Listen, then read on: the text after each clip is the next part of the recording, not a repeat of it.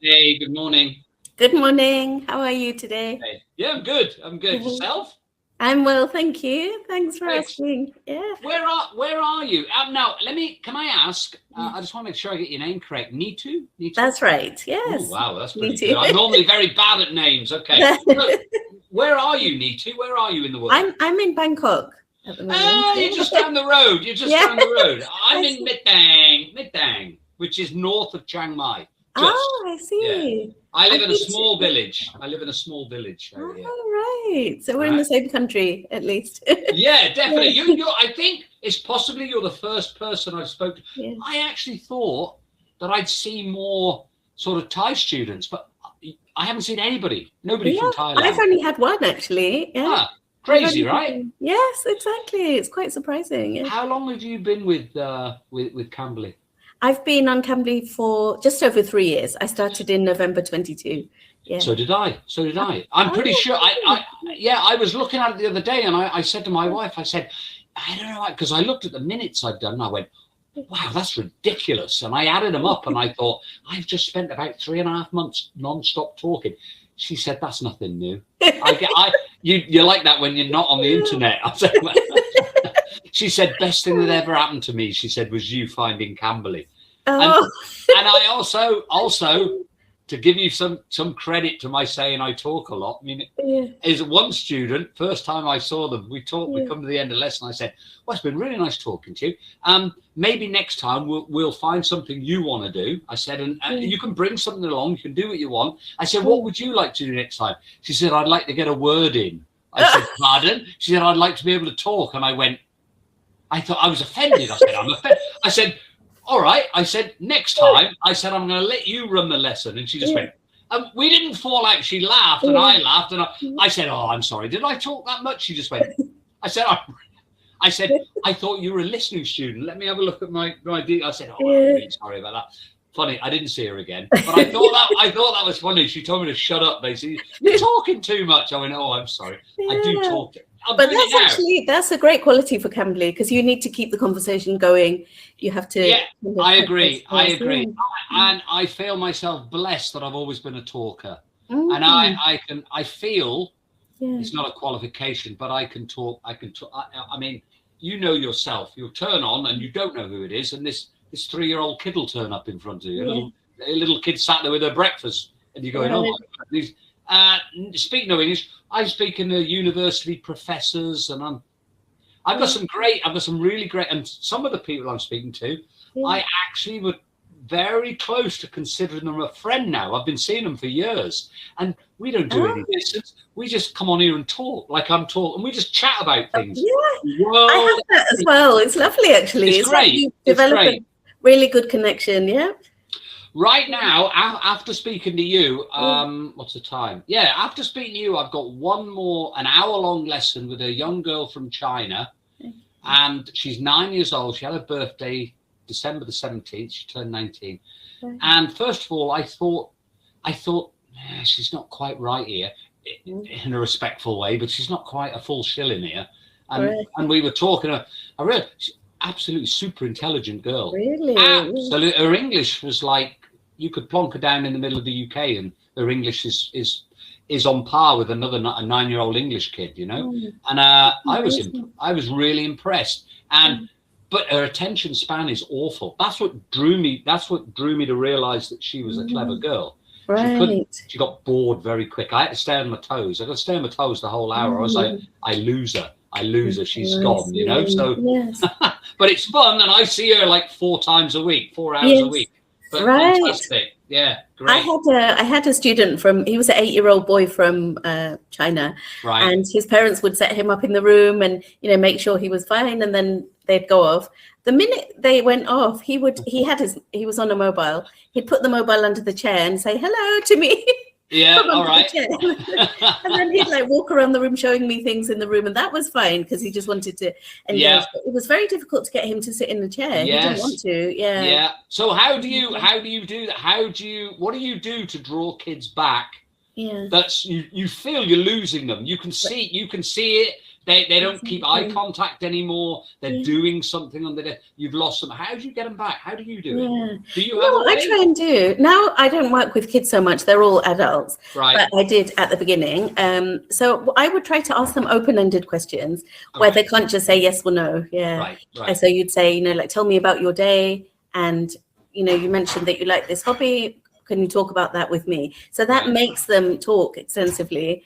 Right. So that's one tip really. And then maybe ask them, because if it's someone that is a bit restless and doesn't like to sit down, you could say, can you show me something you've done at school recently, or to get them engaged. But it's tough with the very young kids. Yeah, I haven't.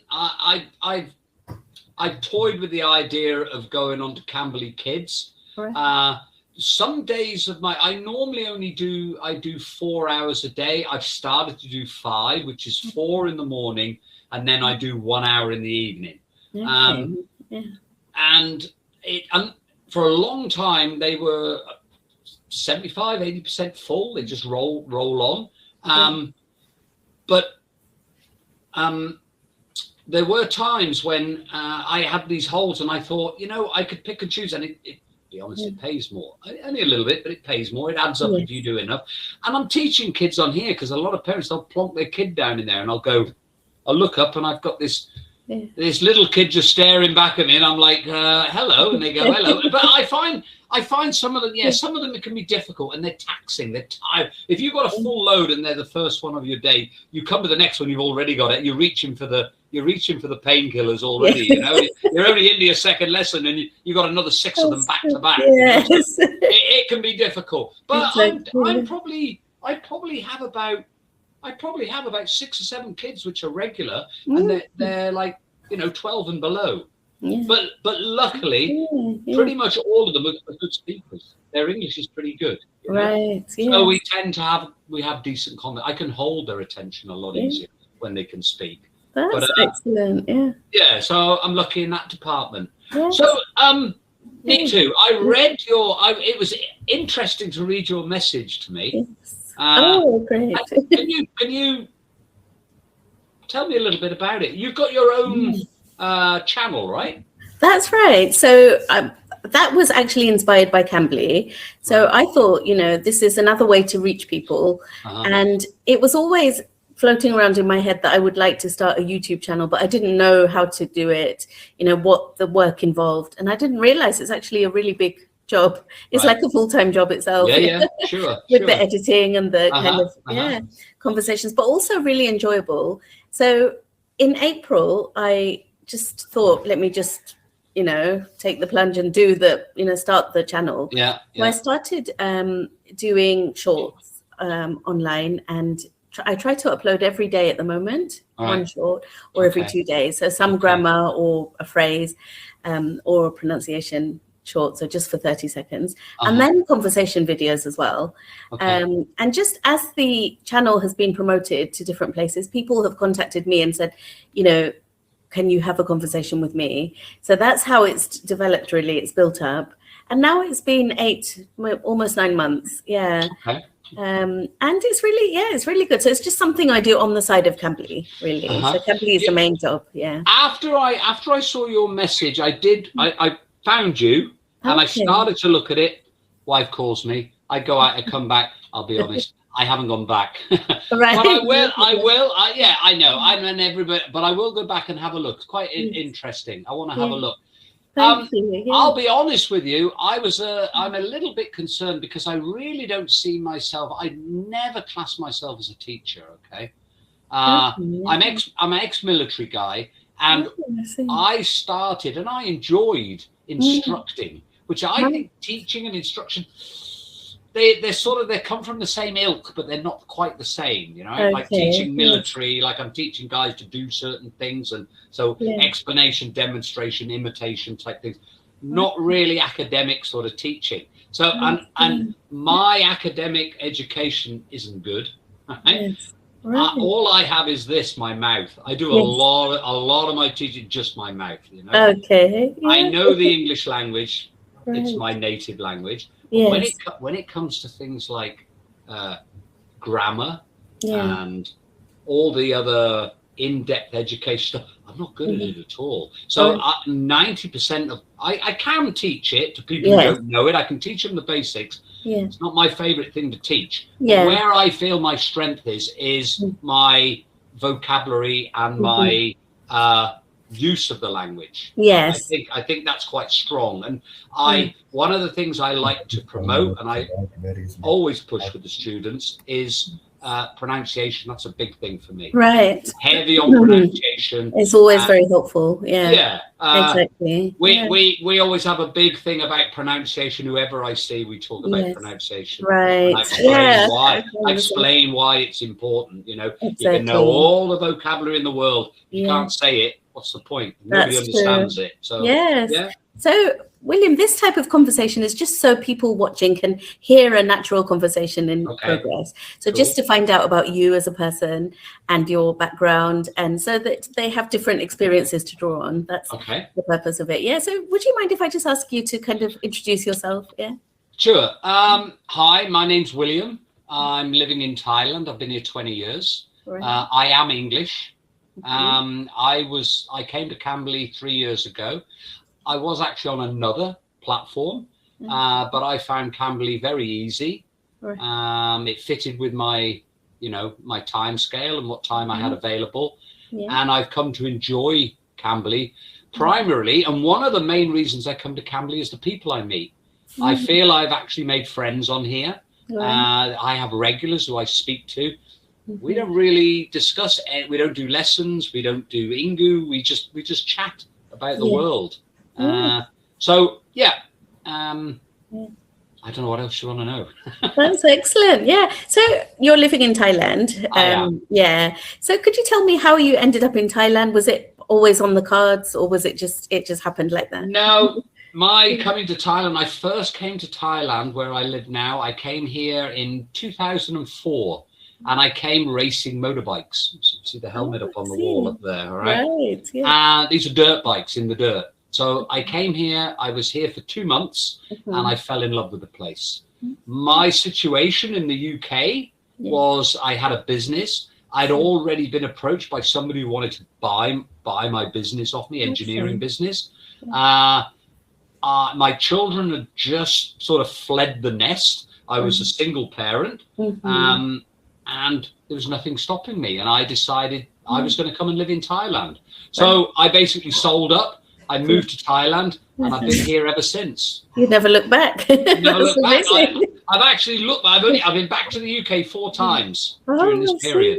In the last 21 years. In the last 20 years. 20 years. That's incredible. Wow. So how come you ended up in Northern Thailand and not another part of, was that where you wanted to be? Well, funny enough, most people see Thailand and just think of coconut trees, beaches and blue water, which for the large part it is in the south of Thailand.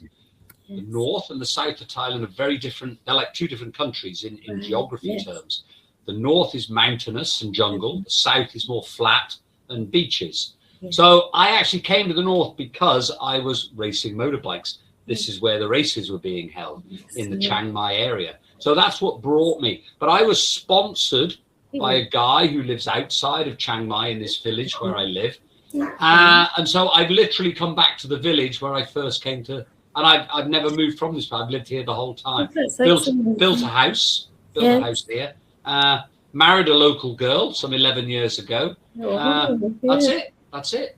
That's great. So just briefly about me. Yeah. So my name is Neetu, and I was born in India, and I was born in the south of India in Kerala, and I moved to the UK when I was almost 4 years old.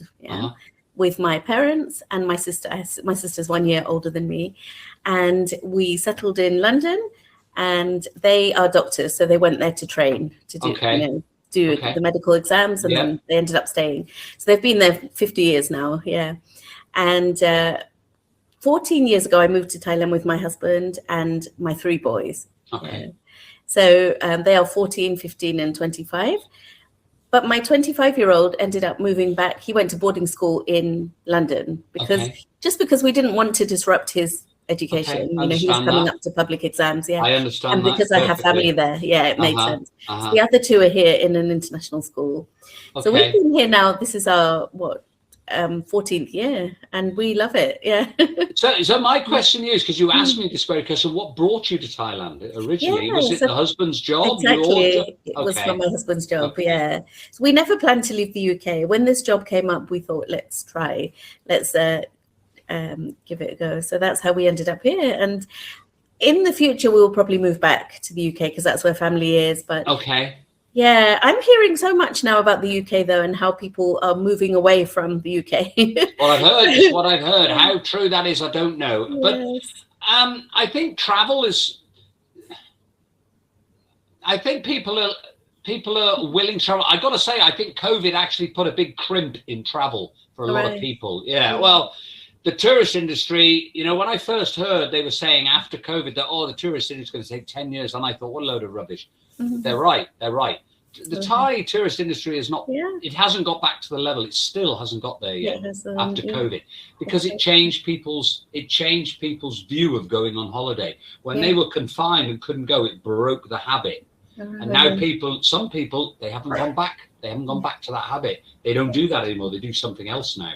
It actually changed people's, way of holidaying. It's a bit of a shame. Thailand is quite busy. Do you notice the seasons in Bangkok regarding tourists? Do you notice an ebb and flow of tourists or not? There is, yeah. I mean, where we live towards the airport. So we're kind of on the outer. Suvarnabhumi, right? Yes, exactly. Suvarnabhumi Airport. So we are we chose this place because it's quieter. There's less traffic. Right. More space, yeah. Right. So we are in a house, here.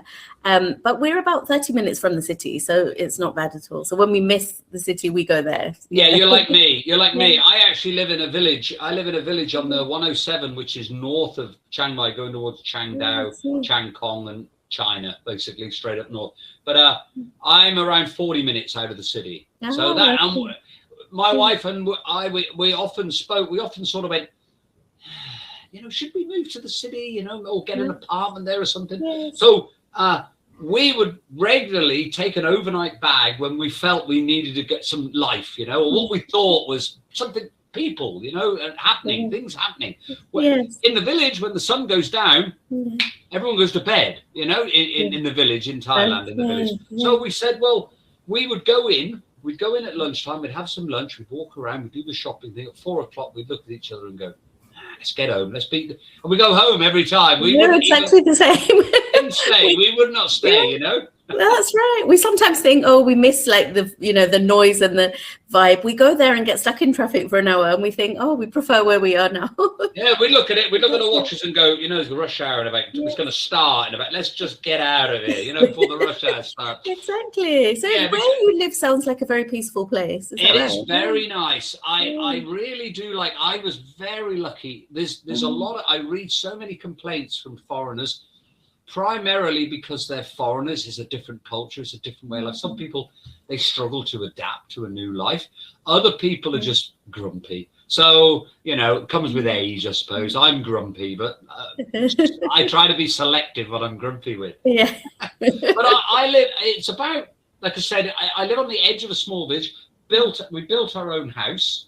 We went into the mountains around us, or we put the word out we wanted wood.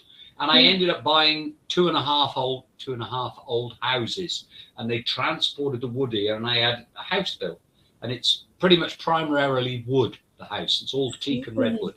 Beautiful. I love it here, and we've been extending it and doing things with the garden, and so I really like it. I've got a routine. My wife has a routine. But we. Like you said, we thought, let's go in. It's like after a week, we're just hearing crickets. We're like, let's go into town.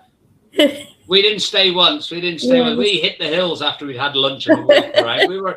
Let's get out of here. I've seen enough people for the day, Yeah. And I think it's really nice that you and your wife have the same mindset. You both enjoy that type of life, because it could be that one likes it, one doesn't. Yeah. And that's right.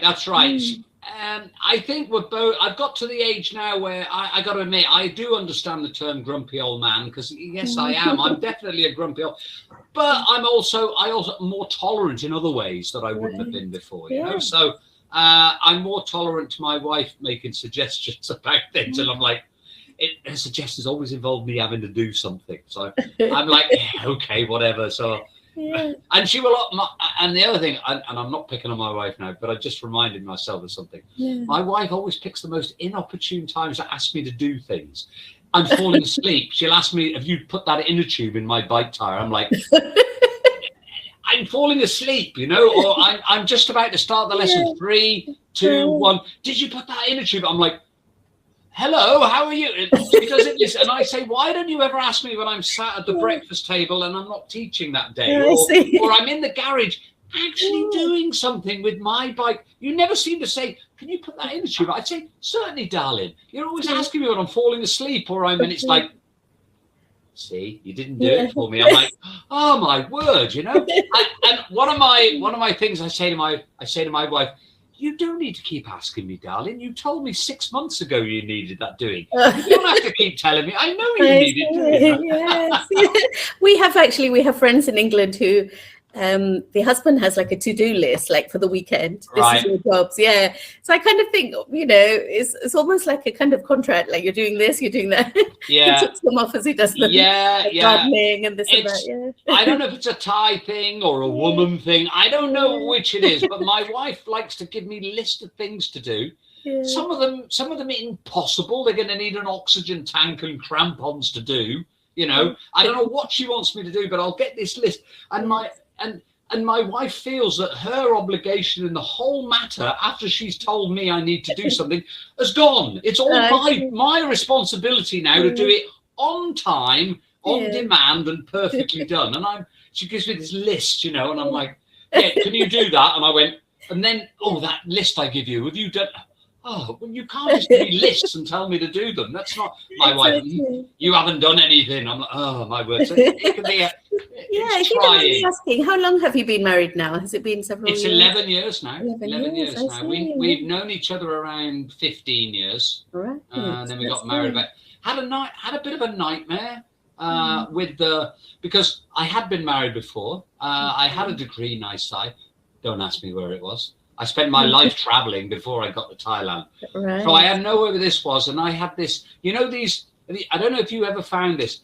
I didn't seem to get this in the UK or wherever I was before, but I find Thailand are very officious when it comes to paperwork and documents. And everybody has the perception that Thailand is like my bed lie, everything doesn't matter. Everybody, have another drink, sit down, don't worry. No, they're not. Not when you come to government officials. Right. These are, they're stood in a glass case. And I once bought a back cover for my pickup truck and they didn't have it. So I left a 500 baht deposit. The guy gave me a receipt. When he rang me and told me to come and get it, I went down. He put it on the thing and he knew who I was. He said my name when I walked in the door. He shook my hand. He said, yeah, we got it here for you. He said, and then he went, do you have your receipt? I said, couldn't find it. He didn't want to give me the money. He wanted to charge me the receipt money again on top because I couldn't find my receipt. Oh, I see. So I told him to keep the cover and walked out. He was not happy, but neither was I. I thought you keep the 500. Unbelievable. Yeah. So that sort of officialdom because I didn't have the receipt. He knew who I was and he knew I paid it, but I needed to show him before he Exactly. So that was hard work. I'm sure. Yeah. As another friend said to mine, he said, he said my brakes weren't working. He said, and I went into the Thai garage to fix them. And when I got it, he said they still didn't work. And I come back to the guy and said, these brakes still don't work. He said, I couldn't fix those, but I made your horn louder. I see. So something else was done. Yeah. So that's Thailand. So I got used to the officialdom. If you meet anyone in a uniform and if there's any paperwork to be done, get it right. Do it all. Make sure the T's are crossed and the I's are dotted because they'll pick it up. They will pick it up, throw it back at you. I see. Yeah. But it's an adventure. You have to keep smiling when you're this. I've got to admit, it has been. Living in Thailand, it has been an emotional ride, riding the wave of emotions in Thailand. There is highs and lows with living here. Right. There is frustration and joy. Yes. Or same coin, different side, you know. Yes. And really you can't have one without the other, is what I've discovered. They marinate well together, you know. They work together. Yeah. They work What would you together. say have been the highs, like, since you've been there? Obviously, like, you have a lovely place where you live and nature. You know, some of the high point, I mean, there's different high points. Some of them is I still ride a mountain bike. I do a lot of mountain bike, a lot of hiking. So they're pretty high points. The hiking I do, I live on the edge of the jungle, the other side of my wall. I've got the Northern Thai jungle. And they've all got you learn. When I was in the military, I'm sorry to digress. I know I'm doing a bit of a Ronnie Barker here, where I keep going away from the subject. I'll come back to it if I remember. But I remember when I was in the military, I was sent, and I did a jungle warfare instructor's course, and I went to Borneo, and I spent 2 months in Borneo. Hated it with a vengeance. The jungle was my enemy, you know. I hated living there. Since I've been living in Thailand for 20 years, I've come to understand the jungle. The jungle is you have to work with the jungle when you're not against the jungle, and that's a lot like culture. You've got to work with the culture, not fight it and beat it. Many of my friends, when they're driving, something will happen and they get angry, and I say, you know he was going to. I knew he was going to do that. I said, well, why are you getting angry then? This is what happens in Thailand. You know that is a thing in Thailand. But you're like, go on. It's like you're willing it to happen so you can justify your anger. Just accept it. And I think if you know, especially with grumpy old men, if you take a seat back and just breathe a little more, and let it wash over you. Just you're in someone else's back garden here. You're not where you live, you know. But I've got the jungle out there, so going on these trails to waterfalls. Northern Thailand, where I live, there's waterfalls everywhere. But the ironic thing is, this is the thing I find ironic, and I think it's really sad, that when tourists come to Thailand, it's the dry season, right? This is when you got the best weather, no bugs, no clouds, powder blue sky, temperature, everything's fantastic. There's no water either, and all the waterfalls dry up. So the tourists go for a walk to the waterfall, they go, that's it. They go, but there's no water. They go, it's dry season. They go, oh, yeah, but that is a waterfall. Here's a photo, look, when the rain's falling. Tourists don't actually get to see a waterfall, you know? But a very weak one, Yes. So that I find quite ironic, you know? I pass people when I'm hiking, I say, where are you going? We're going to go see the waterfall. Good luck. Exactly. So riding, I think the highlights, I got there in the end. Highlights are getting out into nature. I love nature. I like Thailand. Temperature day or night. My wife says I'm crazy because I'll finish teaching at 12. I'll put my gear on. I'll get on my mountain bike. The height of the summer, riding my mountain bike in the hills, you know. So I got no problem day or night. I go out on my bike. So that's one. But I also like, there are some really nice interactions with the locals. I particularly like the fact that I've been in this village for 20 years, just short of 20 years. And I'm known in the village by name now. They all call me by my name, which is a pretty rare thing. That's great. So you're a very familiar face. It's quite a rare thing. I can't go anywhere through the village on my mountain bike or when I go up for a hike. Is being asked, where are you going by now? You know, or have you eaten yet? They're always asking me, have you eaten yet? Typical Thai, you know, hellos. Have you eaten yet? Where are you going? So, and sometimes, you know, I've got to stop because somebody wants to ask me something or they want to interact with me. I find Thais to be very approachable. The barrier is the language, that's it. And it comes back nice to us talking about Cambly, but the language is the barrier, and that's what I've discovered. That's the only way. But we've got a great village. We've got a fantastic temple. We had a new monk. I was here for like 4 years, and then this, and it was just a bit of a rundown temple. And this new monk came. He's been here ever since. Our temple in the ground's beautiful. Absolutely. He does hyponics as well. He likes to he practiced hydroponics, you know, the plants living in water and the filtration systems and that with plants. Orchids, he's got an area where you walk through over there. It's just orchids all hanging down through. And he's, we're out of time.